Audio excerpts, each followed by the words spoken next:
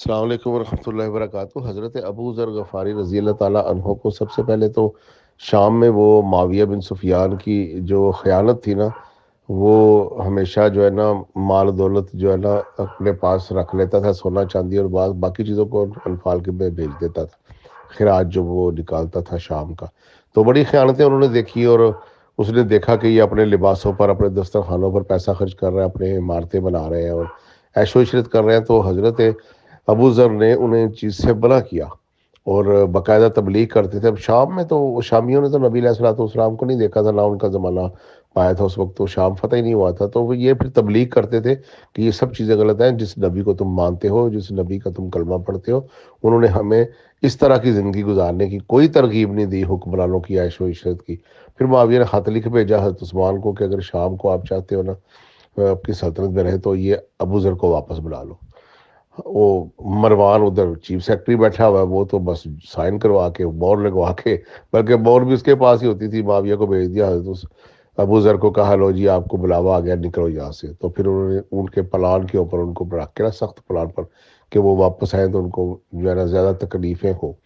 تو وہ مدینہ پہنچے، مدینہ آئے تو آ کر لوگوں نے ان کے گرد اکٹھے ہو گئے۔ ابو ذر اب کوئی عام پرسنالٹی نہیں ہے، یہ مکی زندگی میں آ کر نبی علیہ الصلوۃ والسلام پر ایمان لے کر آئے ہوئے ہیں، کوئی معمولی انسان نہیں ہے۔ صاحب و راہب محمد نے کہا جاتا تھا، یہ اپنا جو ان کو ملتا تھا نا یہ صرف ضرورت کے وقت کے لیے رکھ لیتے تھے، ایک چادر میں اپنی زندگی گزارتے تھے، اللہ کے راستے میں سب دے دیتے۔ یہی انہوں نے اللہ کے نبی سے سیکھا تھا۔ حضرت علی کرم اللہ وجہ سے وہ سب سے پہلے ملے تھے مکے میں آ کر، وہ حضرت علی کے وہ جو ہے نا مہمان بھی رہے تھے۔ پھر نبی علیہ الصلوۃ والسلام نے ان کی تربیت فرمائی۔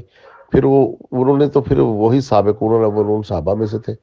لوگ ان کے گرد جمع ہو گئے کہ کیا ہوا کہ تمہیں شام سے نکلنا پڑا۔ پھر وہ لوگوں کو سارا بتاتے تھے کہ یہ وہاں پہ ہو رہا ہے شام میں۔ تو مروان نے حضرت عثمان سے نا یہ لکھوا لیا کہ یہ ابو ذر جو ہے نا یہ کسی کو دین نہیں بتا سکتا، یہ تو لوگوں کو پھر ہمارے خلاف ہو جائیں گے، معاویہ کے بھی خلاف ہو جائیں گے، ہمارے گورنروں کے بھی خلاف ہو جائیں گے۔ پہلے ہی گورنروں کی شکایتیں آ رہی تھیں، مصر کے گورنر کی شکایت آ رہی ہے، کوفہ کے گورنر کی شکایت آ رہی ہے جس نے شراب پی کے نماز پڑھائی۔ تو دو گورنر معزول کرنے کا پروانہ بھی لکھا حضرت عثمان نے لوگوں کے احتجاج کی وجہ سے۔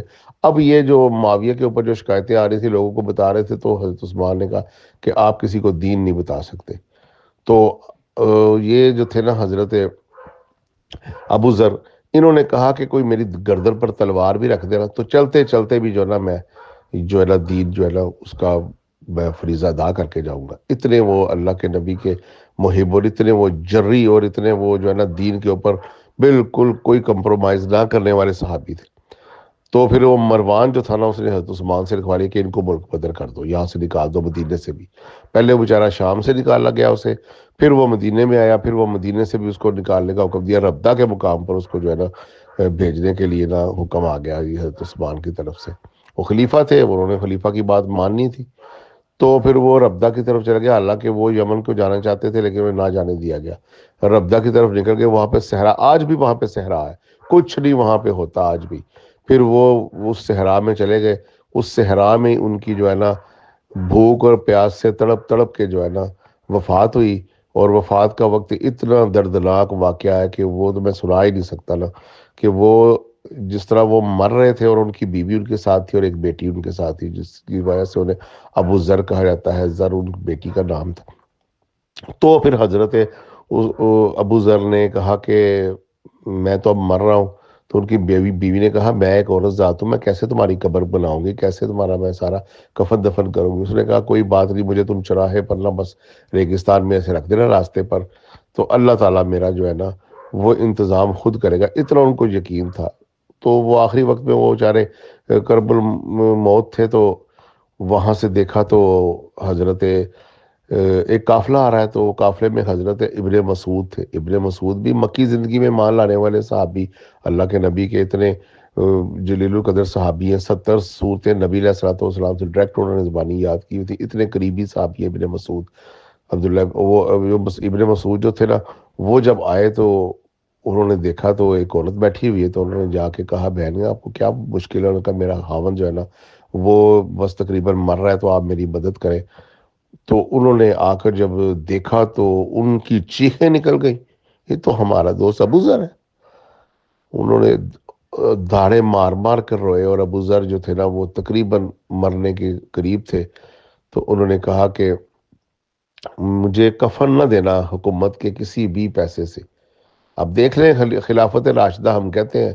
ابو ذر نے کہا کہ اس حکومت سے، اس ریاست کے کسی بھی پیسے سے میرا کفن نہیں ہونا چاہیے. تو اس میں سے پھر ایک صحابی تھے، انہوں نے کہا میرے پاس ایک چادر ہے جس پر کسی کا کوئی اختیار اور حق نہیں ہے، اور میں نے یہ اپنی جو ہے نا استطاعت سے یہ چادر رکھی ہوئی ہے. تو اس نے کہا بس اسی چادر میں مجھے کفن دینا. ایسے وہ اللہ کے نبی کے تقوی کے معراج پر بیٹھے ہوئے صحابی ہیں جن کو مدینے سے نکال دیا حضرت عثمان کے کہنے پر. مروان نے یہ حکم لیا تھا حضرت عثمان سے. اور پھر جب حضرت ابو ذر نے کہا کہ یہ میرے پاس جو ہے نا ایک بکری ہے، اس کو ذبح کرنا، کھانا کھانے بغیر نہ جانا، تم میرے مہمان ہو. اتنا رو رو کر یہ ساری داستان پڑھنی پڑتی ہے. تو پھر حضرت ابو ذر کا وہ واقعہ بھی آپ کو میں بتا دوں کہ جب ابو ذر تبوک کے طرف جب اللہ کے نبی جا رہے تھے جنگ کرنے کے لیے، تو ابو ذر کی جو اونٹنی تھی نا وہ اٹھ نہیں رہی تھی. کئی دفعہ اونٹنیوں میں یہ آ جاتی ہے ضد یا بیماری، سمجھ لیں کہ وہ اٹھتی نہیں ہے، چلتی نہیں ہے. انہوں نے بڑی کوشش کی، قافلہ چل پڑا، سارے صحابہ کرام جو ہے نا تبوک کی جانب چل پڑے. بس منافقین جو تھے وہ نہیں جا رہے تھے جنگ لشکر کے لیے. لمبا راستہ، کٹھن راستہ تھا، اور سفر بھی گرمی کا، شدید گرمی. تو لوگ اعراض کر رہے تھے، نہیں جا رہے تھے اللہ کے نبی کے ساتھ. اور کچھ منافقین جو تھے وہ بہانے اور جھوٹ بول کر پیچھے رہ گئے تھے. لیکن ابو ذر جو تھے، یہ تو اللہ کے نبی کو یقین تھا کہ ابو ذر تو منافقوں میں سے ہے ہی نہیں، لیکن ابو ذر نظر نہیں آ رہے. تو ابو ذر نے دیکھا کہ اب اٹھنی تو اٹھ نہیں رہی، تو وہ پیدل ہی چل پڑے. اب پیدل بندہ بہت پیچھے رہ جاتا ہے، اس باقی سواریوں پر تھے. تو وہ ایک دن کی مسافت پر دور تھے، پھر آہستہ آہستہ وہ پیدل ہی چلتے چلتے آ رہے ہیں. ایسا جری اور ایسا بہادر صحابی جو پیدل ہی چل پڑا تبوک کی جانب. تو ایک جگہ پر لشکر نے قیام کیا، تو بالکل ایسے دوسری طرف صحرا کا منظر تھا. تو دور سے کوئی ایک سوار آتا ہوا جو ہے نا محسوس ہوا. تو لوگوں نے کہا کہ کوئی سوار آ رہا ہے. تو نبی علیہ الصلوۃ والسلام نے کہا ادھر انتظار کرو، وہ ہم سے مل جائے. تو نبی علیہ الصلوۃ والسلام نے کہا کن فی ابو ذر، کہ تو ابو ذر ہی ہو.